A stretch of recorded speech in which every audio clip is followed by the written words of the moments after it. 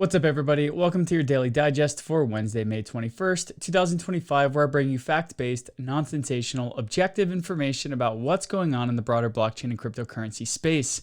Excuse the lapse in videos as I was away in Toronto for Consensus 2025, repping the Neo booth at the cryptocurrency conference.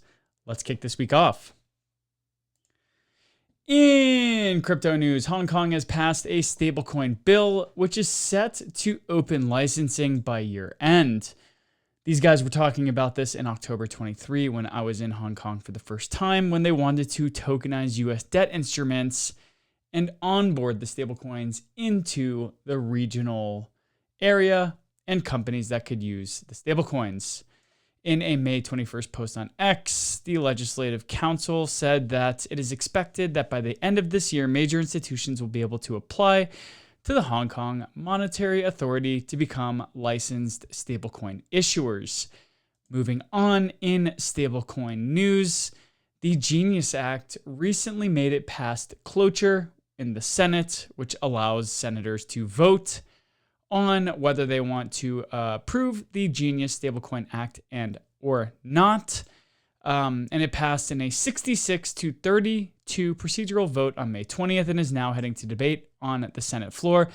The bill will seek to set clear rules for stablecoin collateralization and mandate compliance with AML laws. This is a big deal. It will be the first pro-crypto legislation put forth in the US since crypto has become a bipartisan issue in the recent years. Guatemala's largest bank has integrated blockchain for cross-border payments. This is largely one of the killer use cases that blockchain offers the rest of the world. Currently in the US, if you want to send remittances to other countries, you have to use an outdated service provider like TransUnion, Western Union. That's it, sorry. And Western Union just takes a lot of fees. If you're sending $100 in USD to another part of the world, sometimes Western Union could take up to $20 or $30 in fees, which is 20 to 30% of the money that's being sent. So now Guatemala's banks are leveraging blockchain for cross-border payments. Banco Industrial has integrated crypto service provider SukuPay into its mobile banking app, allowing locals to more easily receive remittances powered by blockchain. The SukuPay infrastructure has been fully embedded inside the Ziggy payment app, allowing Guatemalans to receive funds from the US instantly for a 99-cent flat fee. In addition to Guatemala, the bank also has operations in Honduras, Panama, and El Salvador. The SEC has once again delayed its decisions, this time on Ether staking and XRP ETFs, as analysts had previously expected.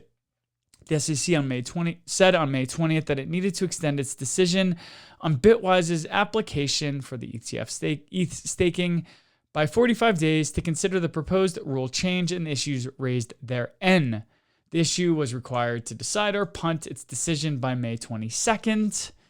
And now they're going to have almost all of these filings will have a due date by October. So by October of this year, we should hear whether the SEC wants to move forward with these ETFs and or, once again, punt. Crime season is over. The SEC has charged Unicoin crypto platform with over $100 million in fraud. The SEC said on May 20th that it charged the CEO, board members, and former investment chief with misleading over 5,000 investors about certificates that conveyed rights to receive Unicoin tokens and stock. This is awesome.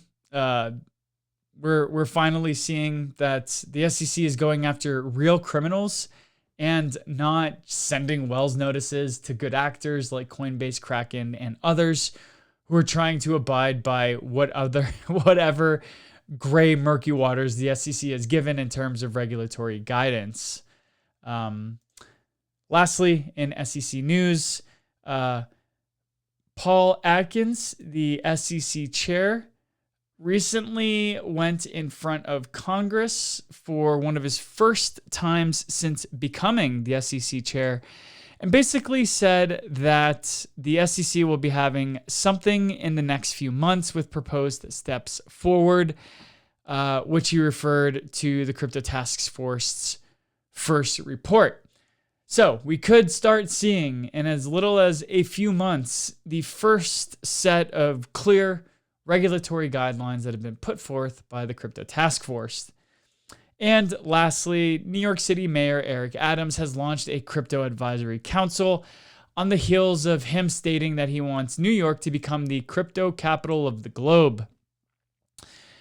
The group will set forth policy recommendations in the coming weeks, and that he wants to leverage blockchain technology for more than just security capabilities, but also for things like issuing birth certificates and death records, so that New Yorkers can identify their next of kin when it comes to estate issues that comes with what happens when people pass away, sadly.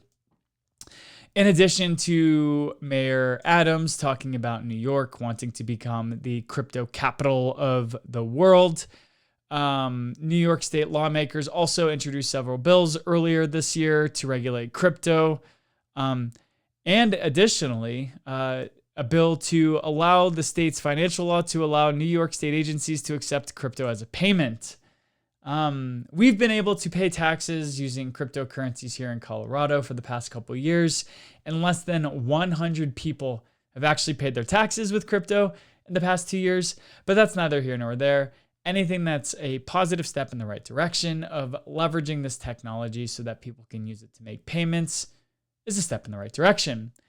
Well, that just about wraps up everything that happened over the past day in the broader blockchain and crypto space. If you want to keep up to date with what's happening on the Daily Digests or our bi-monthly podcast episodes or our weekly spaces, head over to our subreddit /Smart Economy Podcast to keep up to date with what's going on. With all that said, I look forward to catching you tomorrow. Cheers.